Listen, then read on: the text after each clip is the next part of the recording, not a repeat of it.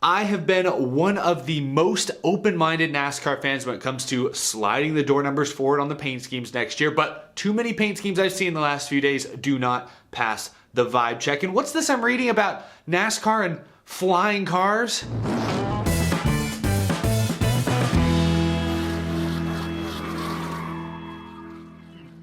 How's it going, y'all? My name is Eric. Welcome to Out of the Groove. I hope you had a fantastic weekend. We have a couple fun stories to hit on today, and then I want to look at some paint schemes because I got a vent for a few minutes. But before we get to all of that, this episode is sponsored by my friends at Fission. You've all heard me talk about Fission. Fission is the world's first customizable energy drink. To enjoy Fission, simply fill your bottle with water, then select your favorite flavor and screw that into the top. And then by using the special flavor dial, you can determine exactly how much kick you want. Zero sugar, 0 calories, tons of great flavors to choose from. Be sure to try out Fission for yourself. There's a special discount for fans of Out of the Groove. If you head to drinkvision.com/EricEstep or click that top link down in the description below, you can get 10% off your order. Let me know what your favorite flavor is. ET, Send It, Nocturnal. They got a lot of great names and a lot of great flavors. I'm drinking Nocturnal right now. Ooh, absolutely delicious. Thank you to Fission for sponsoring this episode. Actually, you know, look at this Fission bottle right here. What do you see? Like, look at the logo, look at the presentation. That F, super visible, super clear. You got the Fission name right there. And look, it's on both sides, so no matter how you're sipping it, whatever direction you may be facing, people are gonna be able to see the logo. They'll know you're drinking Fission. You're that cool guy. Or take a look at this packaging right here. Again, look how bold, easy, clear it is. Fission. This should be the goal of all NASCAR paint schemes. We'll talk about next-gen paint schemes in just a moment. I'm sorry, I'm getting sidetracked, distracted. We've got a couple other stories to hit on first and foremost. Firstly, I woke up this morning and I thought I was getting pranked. I thought I was getting trolled, getting slurned. But no,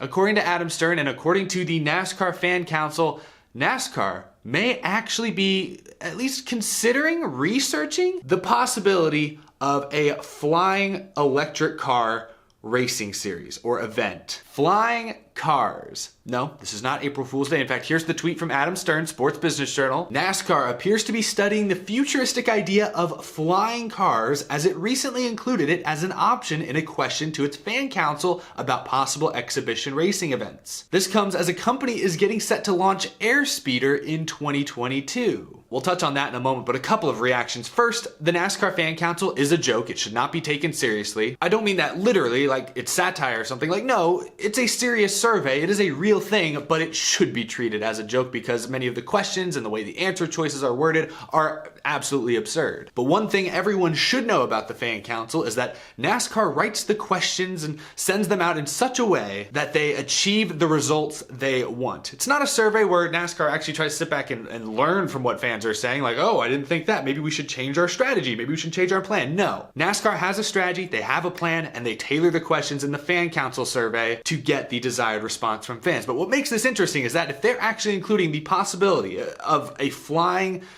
series race, flying car race, that means they probably talked about that behind the scenes. That's actually a thing that I'll bet they've done their research. Now, let's talk for a second about that Airspeeder thing that Adam Stern mentions in that tweet. I had to do my research. I'd never heard of this thing. But apparently, yes, this is a racing series that is set to debut next season that will feature effectively giant drones racing each other. They have a YouTube channel. I watched some clips of their first ever like drag race, flying electric car drag racing. So, I mean, it's pretty cool. If you're into technology, if you're into drones, stuff like that, like that's pretty neat. But it's a little deceiving. Like in that clip I just showed you, there were not people on board those flying cars driving them. No, they were controlled remotely. I did read an article that says that they're planning the next generation of these flying Aerospeeder cars to allow pilots on board to actually control from within the aircraft itself, which that would be pretty cool. That could be a game changer, but at first glance, no, this is just remote control. It's basically drone racing. That's what it looks like. Apparently these things go like 150 miles an hour, so that's pretty intense, but yeah, still. Does NASCAR have a place in this flying car racing world? No, not anytime soon, maybe not ever. I cannot imagine this is something NASCAR is seriously looking at for the immediate future. Like, if there's an opportunity to partner with a company like this, get some investors on board and have like, you know, next year, like the Championship 4, do some sort of promotional event for TV where they get in these flying cars and actually fly around or do like a little drag or something. That would be pretty cool. Like, I'm not gonna lie. But no, we're not gonna see an actual NASCAR race with flying cars. Maybe ever. I mean, I hesitate to say never because, you never know. 100 years from now, if NASCAR is still around, there probably will be some sort of flying car. I don't know. Maybe someday. All I know is that many fans have loudly been clamoring for less downforce. NASCAR apparently just said, okay, sure, how about no downforce? How about lift instead? We've been trying to keep cars on the ground as much as possible for the last 20 years. How about we just completely throw that out the window? I don't know what to make of this, but it was an entertaining tweet, fun to talk about, fun to joke about. I just wanted to share it with y'all on the show here. It's a Monday. Mondays are dreary. I wanted to have some fun to start this show. Let's keep things in the realm of fun for a moment. All the rumors recently about Dodge potentially coming back to NASCAR. I think those rumors are obviously very real. I think there are discussions happening right now. I'll be shocked if we see a new manufacturer enter the sport before like 2024. Like, obviously not next year, probably not 2023, but maybe 2024 I could see Dodge perhaps coming back. These rumors and in some cases reports have been gaining a lot of traction, and a lot of y'all sent me this tweet over the weekend. A lot of people were kind of joking around with it, but some perhaps were interpreting this tweet as Dodge taking a shot at NASCAR or perhaps even trying to quash some of the Dodge to NASCAR rumors. Here's the tweet. This came from Dodge's, official Twitter account. If you don't love horsepower, we have nothing in common. The timing is interesting, of course. People saying, oh, well, of course they're not interested in NASCAR then, where they keep lowering the horsepower, 550 horsepower. Why would Dodge care about that? And, that is funny. I think it's a good coincidence there, but I think it's just a coincidence. Like, I don't follow Dodge on Twitter, but I went through their recent tweets just from the last month, and they often just tweet just random things like that out. Like this from a few days earlier, tag a friend who eats your dust. Or earlier in the month, all we see is our only rival. Like these weird kind of like inspirational, self-motivating posts. I don't know. It's a cool photo at least. I don't know. But I think Dodge just tweets those types of things out. Like I don't think there's any NASCAR tied to it. I can't imagine the Dodge social media manager sitting there like, hey, we need to, take a shot at NASCAR. We need to quiet these rumors. Like Dodge should love these rumors, love hearing their name talked about with such excitement and fervor around it. Like why would they do anything to try and stop those rumors, even if they are untrue? Even if Dodge never comes back to NASCAR, why would Dodge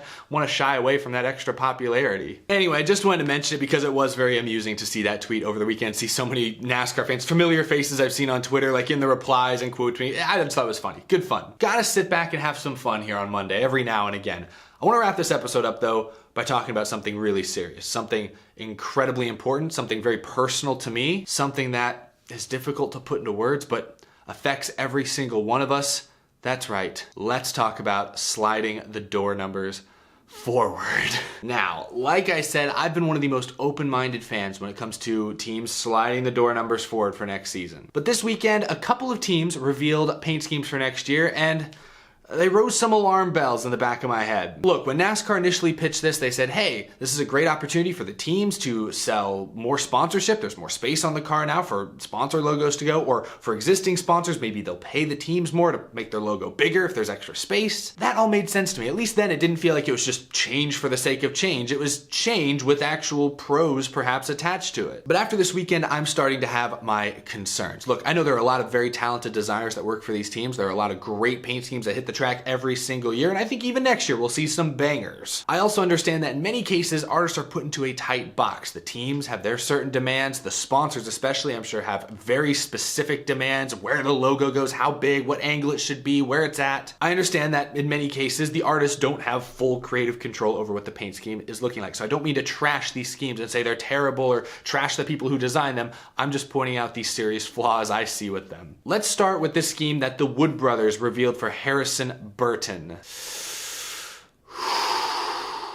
Where to begin? Look, I'll say this, the Motorcraft logo, it's very long. That's a difficult logo to work with. There are not many places on the car that it naturally fits into, but I'm sorry, the side of this car is an absolute eyesore. You got the boxy 21 with the long, skinny Ford Motorcraft logo, and then you got the quick lane, and then the Dex imaging, it's all kind of at an odd angle. Like nothing is lined up exactly right. There's no design, it's just a blank white canvas. This is a bad paint scheme. I'm sorry. Again, Tetris is hard, and I understand these logos are maybe not perfectly proportioned to fit nicely onto the side of a race car, but this does not look good, and there's a lot of empty space above and below the Motorcraft logo. You wonder maybe if they'd switched where the Quick Lane logo is with where the Motorcraft logo is, but those companies probably paid for something a little bit different, or I don't know how again, the brand wants them to be in a certain location. Point is, this does not look good. And I'm not even talking about the fact that the 21 is definitely slid too far forward. It is absolutely going to be warped by that front fender, which already breaks my golden rule. I know what y'all are saying, Eric, why are we complaining about paint schemes? These are just the paint schemes. This doesn't matter. It's all cosmetic. It's just the branding. Branding is everything. NASCAR happens because brands pay for the branding that it provides. This entire industry is about branding, and if the cars don't look good, if the brands are not well represented, if fans are a bit turned off by this new look, this new design, that's going to hurt the industry in the short run and the long run. You know what, maybe I'm being too hard on this paint scheme. Again, the Ford Motorcraft logo, that is naturally a difficult logo to work with. Let's look at the DeWalt car for next year. I love the DeWalt cars. Every year there's a DeWalt car in my top 10 favorite paint schemes list without fail. Let's see what they're gonna run next year. Okay. I'll say this, the 20, it looks like it's a little more centered, so it may not be as warped. I like that. Thank you very much, Joe Gibbs Racing. I also love the yellow and black as always, and the chrome numbers.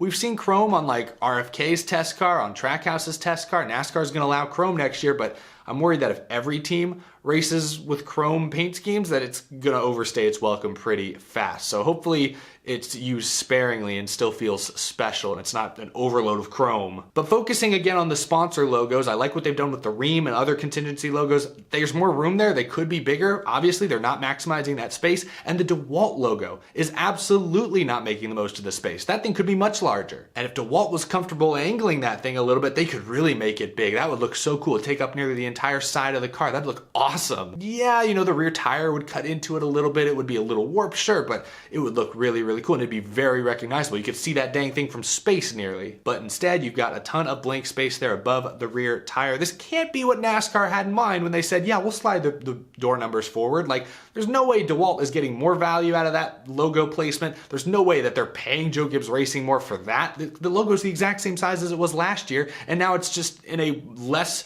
visually pleasing location, in my opinion at least. These two schemes were both revealed over the weekend and I had questions about both. That's why I wanted to talk about them in this video. I won't say that they're all bad. They're not all bad. For every couple of iffy paint schemes I've seen revealed, there have been some pretty good ones so far. Like Kevin Harvick's gear wrench car that was debuted recently. This actually looks pretty freaking awesome. The gear wrench logo is gigantic. The Busch Beer logo isn't a supernatural fit to that space, but at least it's big and it's filling up about as much of that space as it possibly could. The 4 is slid maybe a little too far forward. It's probably gonna be slightly warped, which of course I'm against. But if it does get warped, it will not be dramatic. This is an example of a very solid next-gen paint scheme. I like this one a lot. So it can happen. Sponsors just need to play along and teams need to play along so we see more of these gear wrench cars on track next year and less of those Motorcraft quick lane cars. Ugh. Branding is incredibly important. These aren't just stickers on a race car. They are so much more than that, as is clearly indicated by the amount of fan response this new paint scheme controversy has gotten over the last several months. Everyone cares, everyone has an opinion, which shows you how important it is. So I just wanted to share my thoughts real quick, but really I want to hear your thoughts. What do you think of the 21, the 20 paint schemes? What do you think of that Kevin Harvick scheme I showed you there at the end? Share your thoughts on all the wacky things we talked about today. I know we talked about a lot of goofy stuff. It's Monday. Again, I just want to bring some positivity into the beginning of this week. Look, I know Mondays suck, but I appreciate you guys watching. Thank you so much. If you're new to the channel, be sure to hit that subscribe button. We talk NASCAR news, rumors, predictions, and much, much more every single day, or very nearly every single day, even during the off season. So be sure to subscribe if you're not already. And as always, a huge thank you to my amazing Patreon supporters who go above and beyond every single month to help support the channel. I truly appreciate it. More to talk about later this week. We'll do a silly season update of sorts here before too long. Hope you all have a fantastic rest of your day. I'll see you in the next video.